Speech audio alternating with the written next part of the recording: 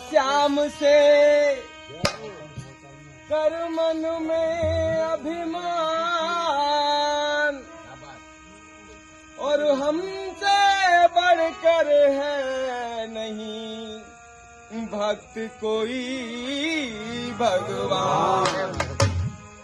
छोड़ कर हमको प्रभु वैकुंठ भी गर जाओगे, और याद आएगी मेरी तो वापस लौट आओगे।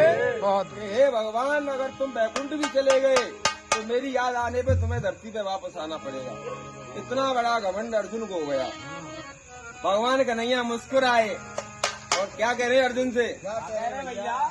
थोड़ा सा हंस कर कहा अर्जुन से घनश्याम ने, और कितने भक्तों को बुला दूं मैं तुम्हारे सामने। भक्त ऐसे हैं कि जिनसे तुम तो जुड़ सकते नहीं, और मर मिटेंगे सत्य में, लेकिन वो पीछे मुड़ सकते नहीं। हे अर्जुन, तुम तो कुछ भी नहीं हो। भक्त तो ऐसे हैं कि सत्य में अपनी जान भी न्यौछावर कर देते हैं। अब अर्जुन क्या कह रहे हैं? क्या कह रहे हैं भैया?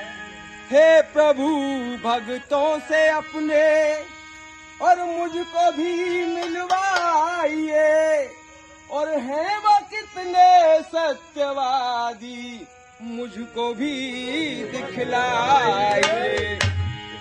आज भगवान कृष्ण और अर्जुन ने एक साधु का वेश बनाया है और धर्मराज को शेर बनाया है। बच्चू समझ गए होंगे वे कहाँ जा रहे हैं? कहाँ?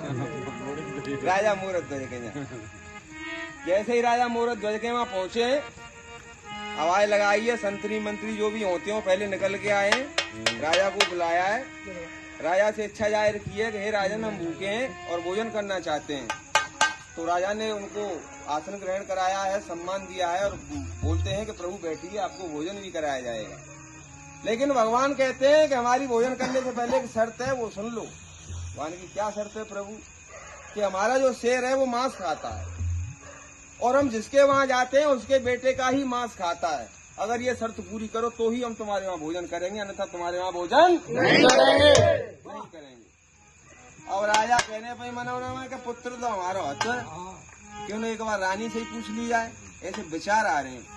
तो वो जैसे ही अंदर महल की तरफ जाते हैं रानी से पूछने के लिए, भगवान क्रोधित हो जाते हैं। हे राजन, कहाँ जा रहा है?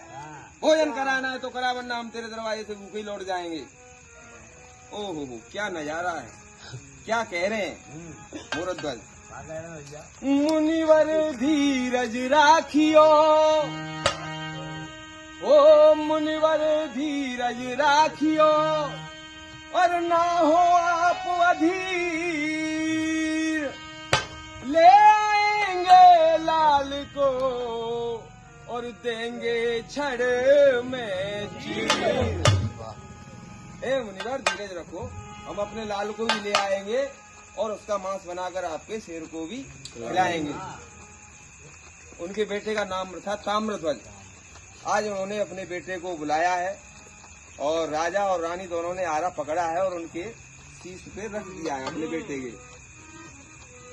राजा रानी ने पकड़, और राजा रानी ने पकड़, और आरा सिर पे रख लिया, और सोच में रानी पड़ी क्या कि पहले खींचेंगे पिया। सिर पे आ रहा तो रख लियो, पर हिम्मत ना आ रही कि खींचवे की। रानी कह रही है कि पर राजा खींचे, और राजा कह रहे हैं कि भले रानी खींचे।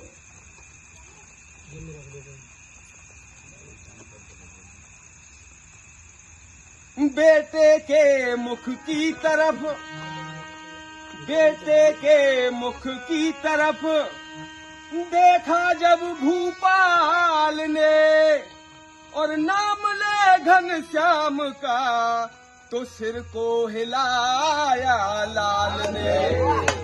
जब उनके बेटे ने देखा है कि माता पिता ने आरा तो सिर पे रख लिया है लेकिन कोई हिला नहीं रहा है, तो अपने माता पिता के मुख की तरफ देख कर ही बेटे ने ही अपना सिर आगे पीछे करना शुरू किया है। और जब बेटे ने अपना सिर आगे पीछे शुरू किया है तो स्वाभाविक आरा धसेगा। आरा धसा है तब कहीं जाकर राजा और रानी के हाथ शुरू हुए हैं।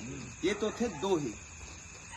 अब भजन थोड़ा रागनी टाइप में है, वैसा भजन नहीं है। लगी लगी चीरने लाल को अपने राजा के संग रानी है। लगी चीरने लाल को अपने राजा के संग रानी है।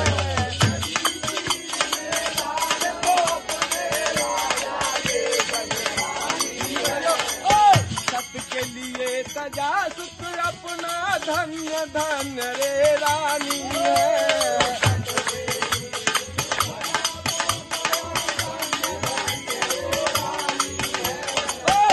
के लिए सजा अपना धन्य धन्य रानी है।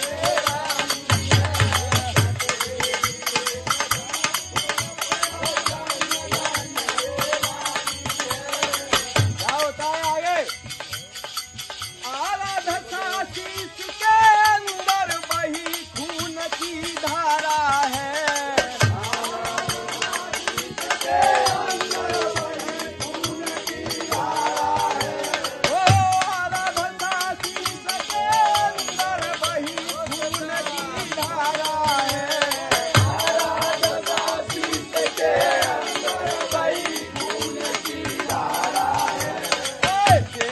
अपने माता पिता को सुतने वचन उचारा है। अपने माता पिता को सुतने वचन उचारा है। अपने माता पिता को सुतने वचन उचारा है। अपने माता पिता को सुतने वचन उचारा है। वो मेरी आवाज़ सुनो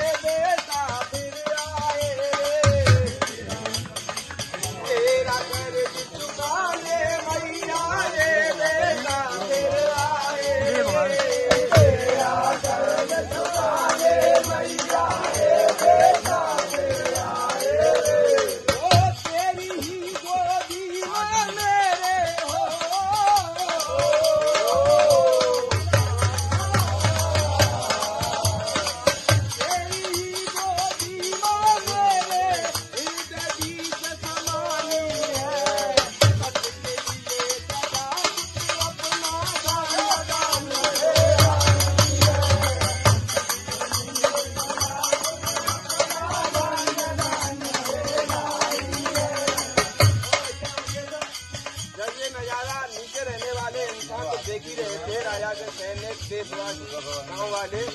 जब ये नजारा ऊपर बैठे स्वर्ग लोक में देवी देवताओं ने देखा तो रूप